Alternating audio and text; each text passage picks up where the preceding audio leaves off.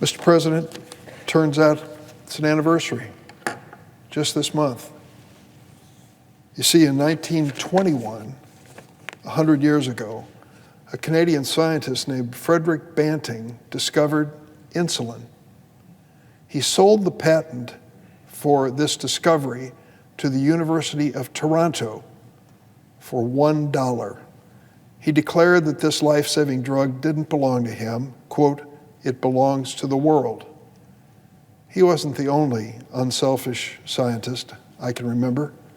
I remember as a kid our fear of polio, and along came Dr. Jonas Salk, bless his soul, and discovered the discovered the vaccine that we needed to protect ourselves. There was no great political debate. People weren't threatening lawsuits. My mom and dad said, line up and roll up your sleeve, kid. We're going to do what needs to be done to protect you from polio. Dr. Jonas Salk gave away the patent to that drug as well. It was a different era, perhaps, when insulin was discovered or the polio vaccine. But we should reflect on the state of play today of that drug insulin. 100 years later, there are 8.4 million diabetics in the United States who rely on insulin.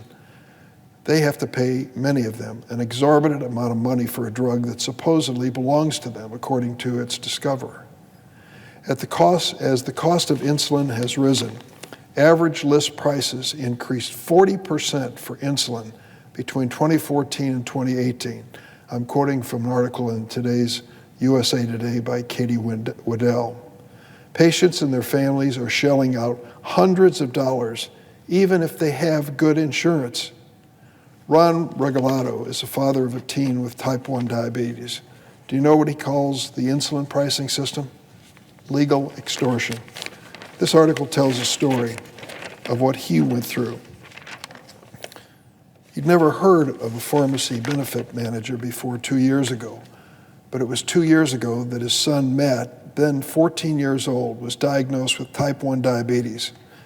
And Mr. Regalado got a crash course in insulin pricing in America today. His first trip to the pharmacy when his son was released from the hospital came with a $1,000 price tag for all the testing supplies and insulin he'd never purchased before. The next month, when all he had to do was buy more insulin, the price was still north of $400 after insurance. This single dad of two said he thought he had good insurance until he found himself having to redo his entire household budget to afford the insulin to keep his son alive. I thought, how do people do this, he said. He's a resident of Tacoma, Nebraska. He started making calls to his insurance company, the pharmacy and doctors, trying to figure out a way to lower his out-of-pocket expenses for the insulin that his son needed to survive. Then he called his congressman. Congressman Jeff Fortenberry, a Republican of Nebraska, said in July, quote, "The harsh reality is that the cost of insulin is artificially high and ever escalating." He's introduced a bill at capping the prices. They call it Matt's Act, after Mr. Regalado's son. Matt's Act would make insulin prices fair for everyone by capping the price at $60 a vial and $20 a vial for those on insurance. What a dramatic difference that would make for the Regalado family in Nebraska. Instead of $400, $20. The reason I raise that is the provision in law that we are trying to enact is in the same bill that the Republican leader just came to the floor and told us America cannot afford. The tax increases in that bill, and there will be tax increases, will only apply to people making over $400,000 a year. And yet the Republican leader comes to the floor and talks about this terrible idea of raising taxes. So let's step back and measure the difference here. Should Mr. Regalado, a single dad, father of two, with a 14-year-old son who needs insulin to live, be paying $400 a month or $20 a month for the insulin, the life-saving insulin? And to make up the difference, is it unfair to ask someone making over $400,000 a year to pay more in taxes? You be the judge. I don't even think it's a close call. What we need to do is to get down to business. I don't know that there'll be a single Republican voting to support this effort to reduce the cost of insulin for 8 million diabetics. That's just the way politics works in this chamber, I'm afraid. But I do hope that the 8 million families who have a diabetic son or daughter, father or mother, will step up and speak up in the next few days, because we have a chance to bring this measure to the floor this year, a measure which will affect many different areas of the law, but specifically the cost of insulin for American families.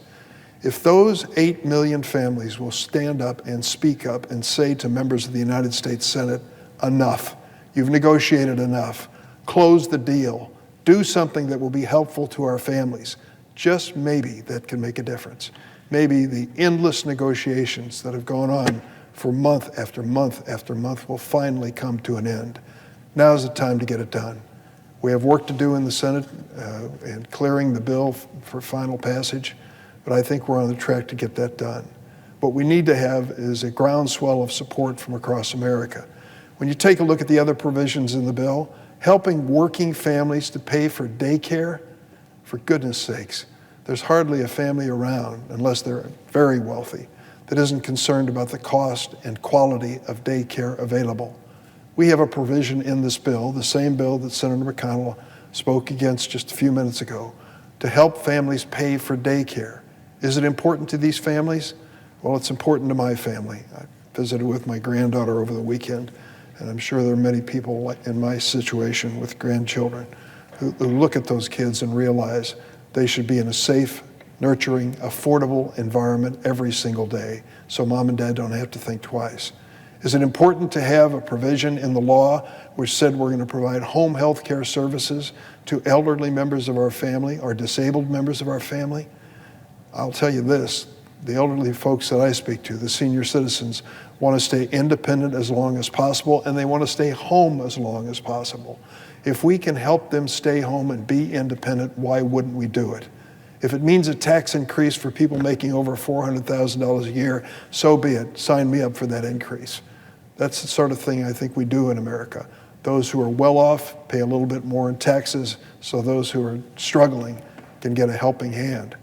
So when the Republicans come to the floor and tell us how terrible this bill is, we'll tell it to 8 million families in America with someone who needs insulin to stay alive each month.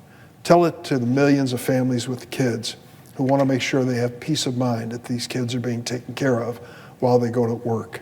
Tell them to the families with elderly parents or people who are disabled in their household who need a helping hand to be able to stay home and have quality health care.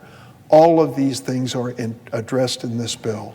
It is important that we pass it, and I hope we do it soon, but we need to hear from America to create the momentum to get that job done. Mr. President, I ask that this entire article from the USA Today on insulin be placed in the record. Without objection. I yield the floor.